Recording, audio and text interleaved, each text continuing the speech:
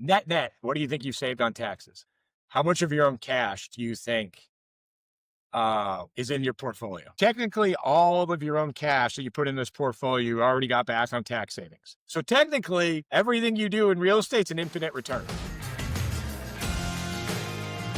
All righty, welcome back to the Real Estate Fast Pass podcast.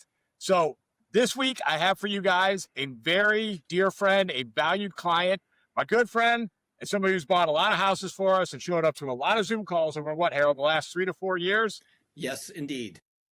So what I got for you guys, everybody, is Harold Powell. Harold, say hi to everybody.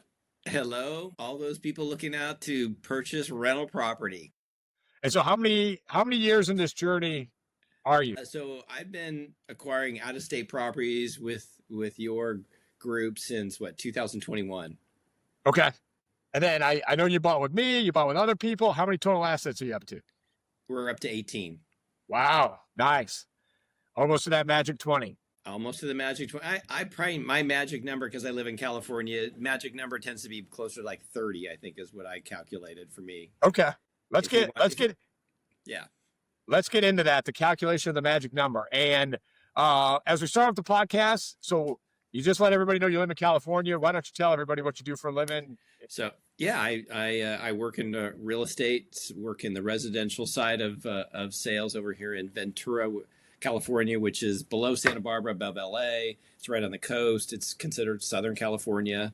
I've been selling real estate out here for 38 years, a long time.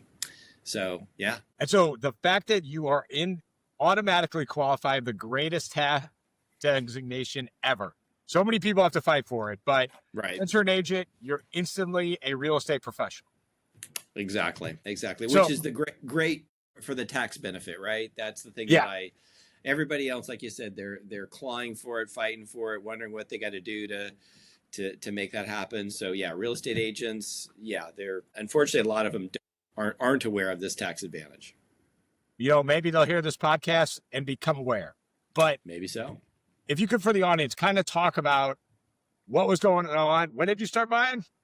Since so I dabbled, prior to us connecting, but I had bought a few things out here in California, but then started looking at the out of state, and then I started buying with you guys in beginning of 2021. Looks like, and So the market was super hot. So I'm assuming you had a ton of disposable cash and you were like, hey, what do I do with this stuff? Yeah. And I had property, in fact, as well. I sold a rental property out here and did an exchange for properties out there is what I did initially. So I did a 1031 exchange. I bought 2.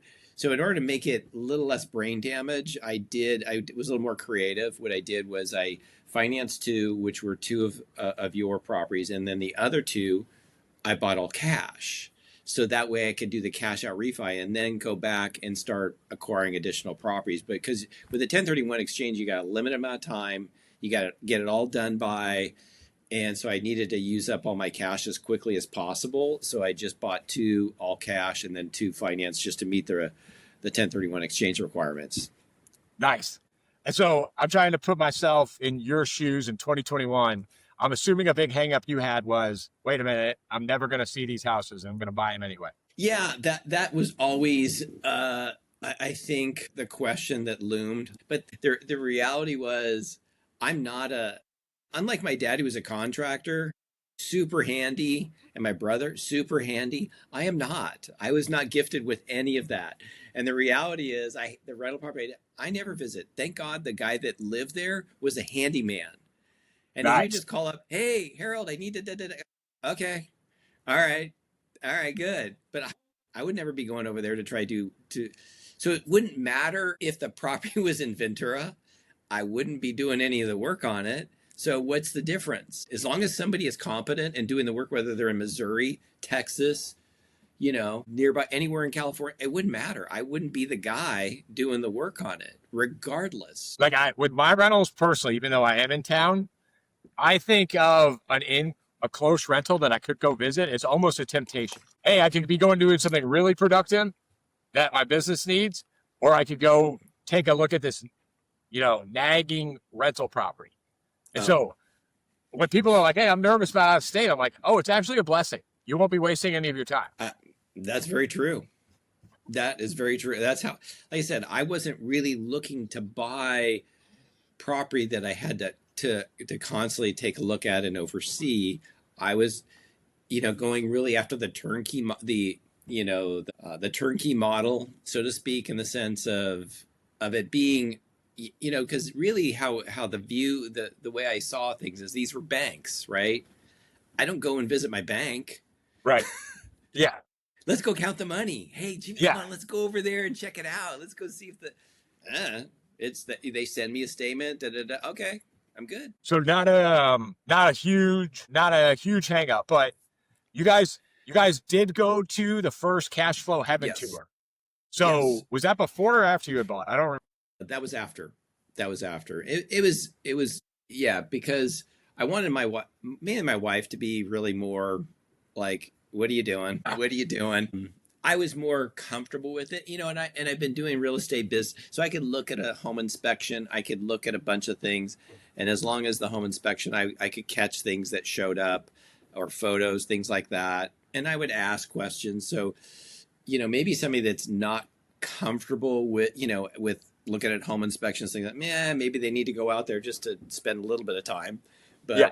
because I had a little bit more experience on that end, I was totally fine, because you do a pretty extensive scope, and we do a home inspection. You can still do a home inspection as well. Yep. And then I'm sure it was also 2021 when you guys came out here and COVID was still pretty hot. So I'm assuming you also look at the cash flow heaven tours as escape from California during COVID. Yeah, that's true. Yeah, one thing that you can do, right? So Yeah. that was nice. And so I'm looking at your case study today. It seems to me that you like what we call tired landlord deals. Yes, there are definitely good, some nice or pros and cons with the tired landlord deals. For me, the pro was, without question, every time I bought it, Rhonda would bump the rents up. That's the property manager for us.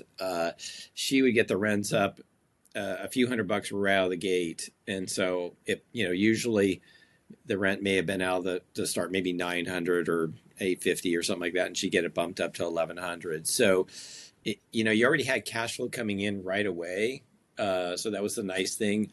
Usually there was. So I don't mean to cut you off, but Yeah. for the audience, a tired landlord deal is an already occupied rental that some other tired landlord doesn't want. And we generally are guys like Harold get the house at a discount so that they can get out of the game. Right. Usually there is some deficiencies, on the property that are come with maybe anywhere from, I say average, maybe 10 grand, 5-10 grand of stuff that the landlord just doesn't want to deal with, hasn't done. But those things you don't have to do until the tenant moves out. Well, none of my tenants moved out since I bought those. So I haven't had to do any of the repairs that were And mentioned. that is incredibly lucky, especially going some of these for coming on 4 years. Yeah. So that's the funny thing, is that some of the tenants, well, now Corbett, I take it back. Corbett was one that we did refurbish after the tenant did move out of that one. We did do that one. Claremont, we haven't, the same tenant. Sumter, same tenant. Albin, the same tenant. And the Albin was amazing because we bought it for about 80,000, and now we've got the rents already up to $1,533 a month, which was crazy. That's nuts for 100,000. Less than 100,000. Yes. I got bumped up to over $1,800 a month. I think it goes into effect in October. And that's Section 8? Yeah. So that one, and my initial rent on that one was $1,175, so just under $1,200. So that's like a 50% increase. Yep. In my rent since April 2021. And so what Harold's talking about is the Section 8 rent bumps that you're going to get, and our average rent increase with Section 8 is like $150 a month. So that, which is for another 100,000 and some change house, getting close to 1,800 in rent, it's nice. Yeah, and I bought that one 120 is what I purchased that one for 2021. So I don't know, maybe Jimmy, maybe you look like a genius if you only own it for 4 years now. Yeah. Well, what Harold's referring to is I think everybody could be a genius and real estate investor as long In, as t- they do it for in, 10 in, years. in 10 years, but I'm getting I may be close at 5. Yeah. I mean, we're talking about some Yeah. genius numbers here. Yeah, that was pretty good. I mean, obviously they're not all like that, right? That Yeah. those are like sterling cases where you're like, wow, not definitely no. Yeah. It's not That's the like case study that goes on Instagram, that deal. right. Yes, exactly. Yeah. Uh-huh. But, Uh-huh. now Corbett, I would not put on Instagram. Corbett, Yeah. there was high hopes, but then the tenant moved out. There was deferred maintenance. Right. And so kind of tell the audience how does your brain think about, hey, I got a hammer and then I got a dog. And then, and now I got an 18 unit. How many of your 18 units would you say are hammers? I would say most of my stuff in Missouri is better, overall than I mean, I have a few in Cleveland that are really doing really well, but I have more stuff in Cleveland. And it's mainly the city of Cleveland is more of a challenging environment. They're not as landlord friendly, I'm discovering.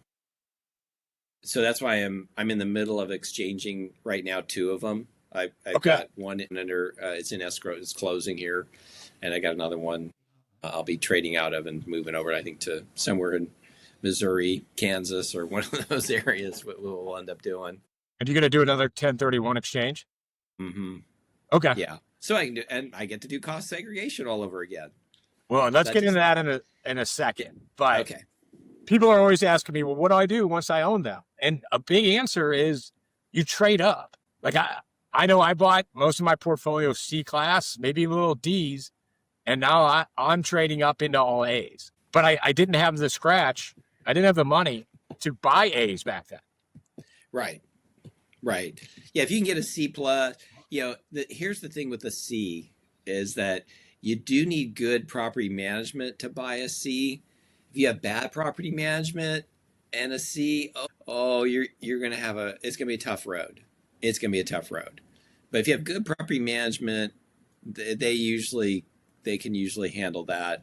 The challenge sometimes I've had, like I said, I've got some in Cleveland. I noticed that the property management just can't, they have it more challenging with that. So that's why I'm like, okay, those 2 are ones that I'm going to upgrade. And that's really what I'm doing.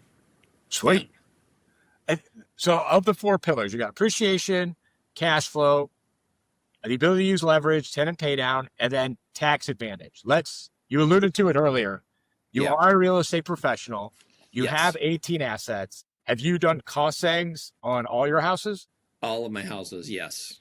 Yeah, that was a life-changing experience that I had no idea that was out there when I started doing that. I'm like, oh my gosh, this is amazing. So wait, serious? So even like 2021, when you were getting started, you had no idea about the real estate professional, even though you'd been an agent for 20. Absolutely. Yeah. No, we're, the real estate agents, you take I think you got your license, right? Yeah. They don't have anything in there about cost segregation, right? On your test? No. There's nothing. There's savings. I almost got kicked out of the class, right? No. I kept going to work out at lunch, and I kept showing up at 5 minutes late. And like they were such nerds about it, I was like, okay, 5 minutes pisses you off? Well, how about 10 the next day? And so it was so boring, so miserable. Oh gosh, yes. Well, I used a book. I was just given a book is how I learned. So okay. Because I was at the time I had a full-time job. Like you, I had a full-time job. I was working for Chevron Oil. Okay. And so I studied for this. I took some classes at the college, and I go, what the heck? I'll take the test, and started studying, and then I show up for the exam, and there's people in line. Well, I sure hope I pass. This is like my 7th time. And I'm like, oh my God, if I don't pass this thing, forget it, because I took a day off work just to show up and do this, but I passed it, so. There should be like a bonus class or what part of your CMEs or CR, the classes we have to take every year. It should be, hey, this is what a real estate professional is. These are all the advantages. Yeah. I mean, that's ridiculous. They don't do that. So the point is none of that's covered, right? None of that's mentioned in our in our business that you have cost segregation. If I were to say that to 90% of the agents I run across, if I were to talk about cost segregation, it's like cows watching cars drive by on the freeway. They have no idea what I'm talking about. But in a real easy answer, cost segregation was just a kind of like an accelerated depreciation I can take in year one that kind of saved me anywhere from about $10,000 to $15,000, somewhere in that range on average on each property. So yeah, over time, it's, I mean, when you add up all the properties with a cost seg, it's probably, I was thinking we were talking about this earlier, I was thinking that one year, I think it was about a $130,000. Another year was different because I obviously didn't close all of them in the same year. And what our big, beautiful tax bill brings it back to 100%. Because that was the other thing. It was the bonus depreciation was declining every year. I think last year was down to 70% or something like that. Maybe. Yeah. Yep. I'm not sure. Accredited investors, if you're looking for quality real estate to put in your portfolio that is pushing 30 to 40% in annual returns, well, I'm glad you're watching this ad because I bring my investors about 400 of those deals every year, and all the due diligence is already completed. We also have all the lending lined up, and we have the construction and property management already set and ready to go. And it's all in-house, all done start to finish by my team. All you got to do is review the deal, write the check, show up at closing, and you're done. And the best part is there's no equity splits. You own the asset 100%. My team gets paid to do the things you were already going to pay for anyway, like having someone find the deal, fix up the deal, and manage the house for the long term or offload the deal for a flip. So if you want to invest in real estate and you want to build a portfolio on autopilot, or maybe just flip a few houses with a vertically integrated team doing all the work for you, A to Z, click the link. There's more information on how this works on the next page and the option to book a call with us to discuss working together.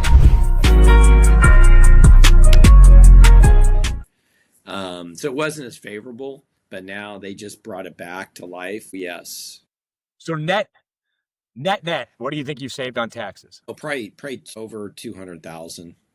And then how much of your own cash do you think, once you do all your refis, how much of your own cash do you think is in your portfolio? Yeah, let's see I think this numbers I think is going to be funny for the audience. Well, let's see. Let's just look at, if I'm looking at the 8 we have in Missouri, because I can see it here on the screen real quick. And it's probably going to be 130, 120. So technically all of your own cash that you put in this portfolio, you already got back on tax savings. Yeah. That's awesome. So technically everything you do in real estate is an infinite return. Right. True. And so for those of you, if you're a real estate agent listening to this, like, I'm sorry, you have to buy rentals. I don't know another thing to say.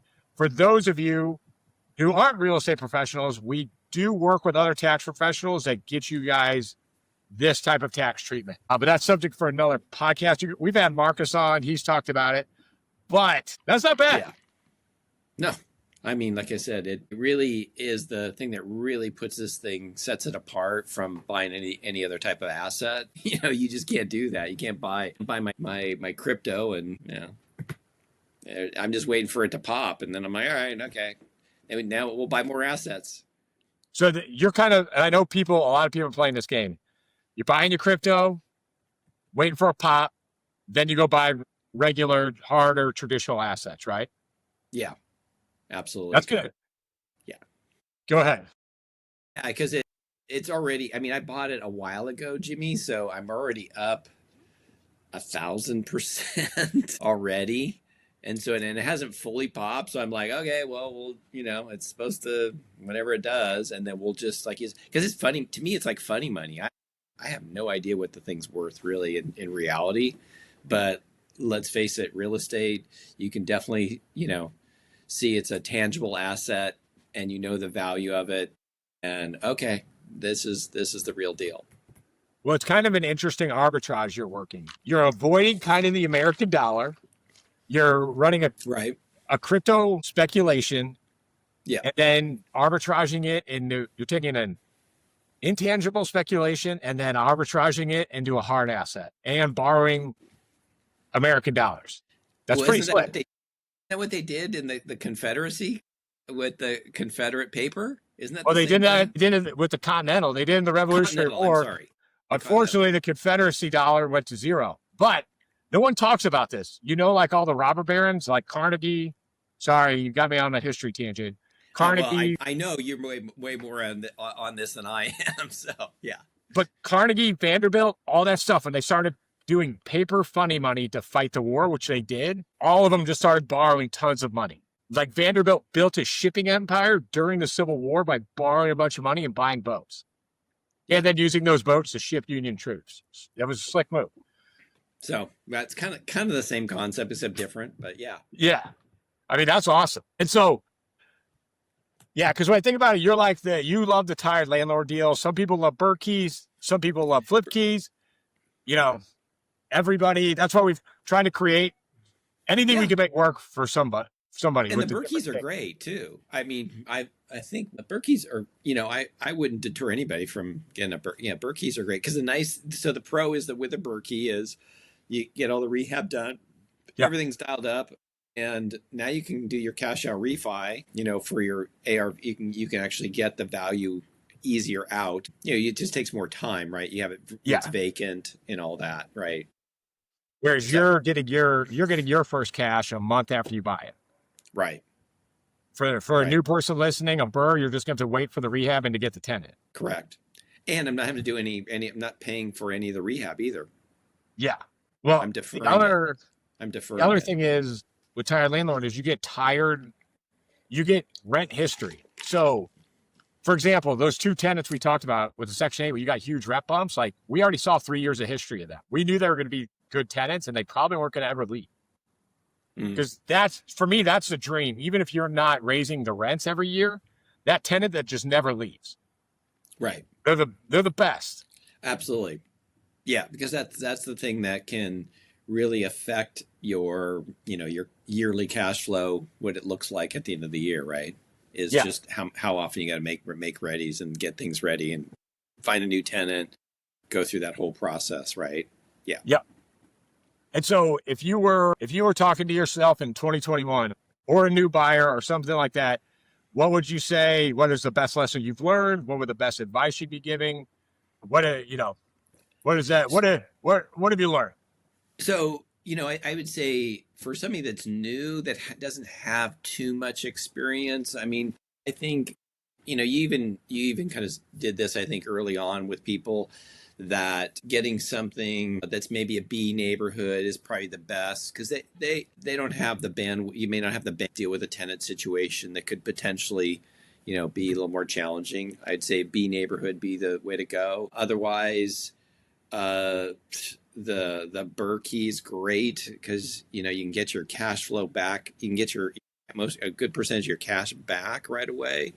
Those are easy. And the funny thing is I look like a genius now already, and it's not even been 10 years. Yeah. But that's just technically you are at an infinite return. Yeah. And so I'd say here's the thing is because I've even run across other agents and we've chatted, I bought a rental, I sold it. And they don't, and I go, really, why? Well, I had problems and da. And I go, how long did you own it for? Oh, 2 years. I go, God.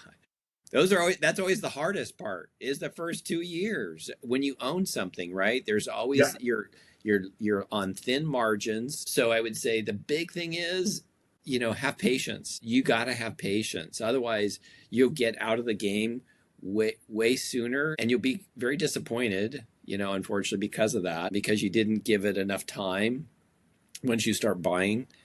So if you play the long game, you'll be fine and be patient with it. It doesn't really matter as long as you don't give up, you'll be fine. It's when you give up, right, and you sell, that's unfortunately when you lose with real estate. And then there's this weird obsession that everybody. So these agents you're talking to are probably making what, 300, 400, 500K a year, and it's like, why are they upset that they didn't get their $200 a door in cash flow? They're too productive. They'll never replace their income with cash flow ever. Right. So I suspect they had a bad experience. I bet you they had a maintenance call. And a I bet, And I think that's kind of what ends up happening. They had a bad in maintenance or whatever, bad tenant situation, and they try to do their own property management, and really, again, it kind of goes back to, I see this as a bank. Yeah. So I'm just using it as really is an asset for me. And I try to, and I'll probably, like I said, improve my bank, by upgrading at some point with different things, and just continue to upgrade things as time goes on. If I feel like, oh, this one, yeah, we can push this one over here. Doing now, I'm kind of evaluating a few properties like that. I'm like, okay, these are more ones I need to move out of, because they're more time consuming, I feel like. And so I'm going to move some of those and change those around. Nice. I'm not getting out of the game, but I get to cost seg all over again, right? That's the other thing. I get to sell.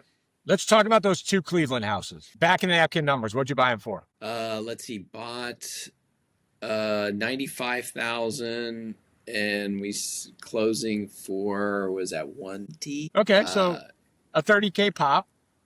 Yeah, $30K. Take 10 grand in taxes. And then I got a cost seg out of it. I probably got, 10 to 12,000 in a cost seg on it. So now, if you do the 1031, do you have to give back the deferred taxes from the cost seg? Come on. Nope. Okay. We go back to great mashed potatoes and gravy. Get up, just belly on up to the bar, the cost seg bar. So you're gonna 1031 these 2 deals for probably, you're gonna buy another 300K in assets, right? Yeah. Okay. So you're gonna make that transaction completely tax free. Then you're gonna buy it, and then with Trump's bonus depreciation, you are then going to cost seg, bring all the depreciation to year 1. So you're going to make around 60 grand and save money, probably save another 30 in taxes. Right. And I'm either going to try to do a Berkey or if I can, either Berkey or tired landlord deals. I'll try to do is what I'm going to try to do. So I have some other asset where I may be able to push over and be able to buy cash and then do the cash out refi is what I'm hoping to be able to do with all of that. So I'm like, I think I may be able to pull this one off. So, yeah. I don't even know how to calculate a return when you mix in all those taxes. Yeah. Well, because if you do a tired landlord deal and pull all your cash out, then none of your profits are in it, and the government got none of your profits. And then you just take that 60 grand and do whatever you want with it. Well, I don't know about that, but still, I buy more property. I'm not going to buy any more. Crypto right now is probably not the thing to buy right now, truth is, but. Yeah. Or have the dry powder for when crypto takes another blip.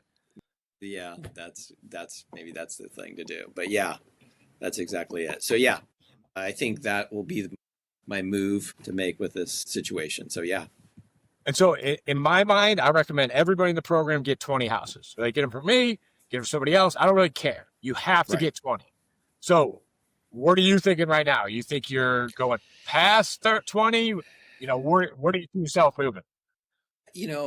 I think I really, because California is just more expensive to live. I think 20 for maybe most areas is fine, but not here. Just too much. I mean, our gas is at $5 a gallon. What's gas when you're like $2.50 or something? About that, yeah.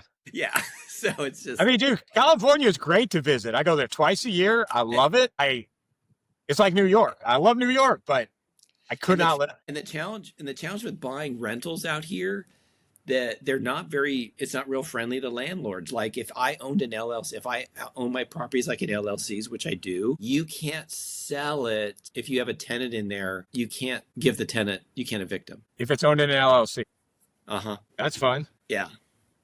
Because that's not a complete violation of property rights. That's the challenge. If you own it as an LLC, if you're a mom and pop, if you own it as a mom and pop, own it as your own name, well, then you can evict and sell your property. But it's interesting. Like I said, California. No one's challenged that in court. It's a law. I mean, it seems fairly unconstitutional and an abject violation of property rights and contract. Welcome to California. I know. I'm just surprised no one tried to challenge it. It's the rules we play by. I don't know what to tell you. Yeah. Well, I'm just, there's still nice states in the union that respect property rights. yeah. So where are we going? I know we got lost down the California hole, but yeah. So that's why buying out of state is definitely the way to go. Easier to find cash flowing property. That's the other thing here. Like I said, the 1% rule is common in the Midwest. Here, it's a 0.5% rule. So if the property is 800,000, you may maybe get 4,000 a month. Rent here is about what you can expect, and that's right now our area entry level house is probably 775 to 800 is probably what you're going to see. For a 3-bedroom, 2-bath, and you're going to rent it for $4,000 a month. So, whereas there, different ball game, right? Yeah. Yep. Very interesting. So probably you'll get up into the 30s or something of that nature. Yeah. So 30s. I think really getting up into the 30s is going to be where I feel like I have, with other things I got going on. I feel like that's a good number, and I think my wife gets a little nervous about, like, if something happens to me, can she handle it? I gotcha. That makes sense. I mean, yeah, I worry about the same thing. Like, I got to have like a double secret password thing that Susie would have to open. Hey, here's where I've hidden and stashed a bunch of stuff. Right. But technically, my attorney knows about it. So. Right. Good. Well, Harold, I know you're a busy guy. I appreciate you coming on and sharing your story.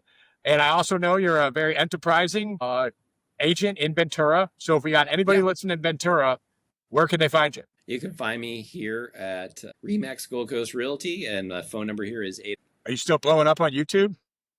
Yeah, still have my YouTube channel, Living in Ventura with Harold Powell.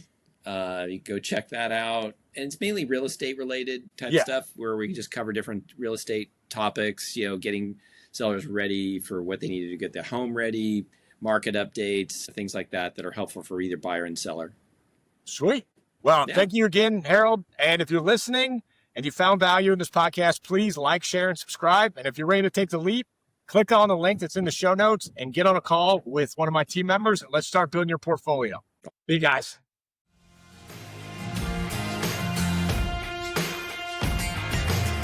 So if you like what you heard today and you want to learn more, sign up for a discovery call with one of the Vreeland Capital success coaches at jimmyvreeland.com.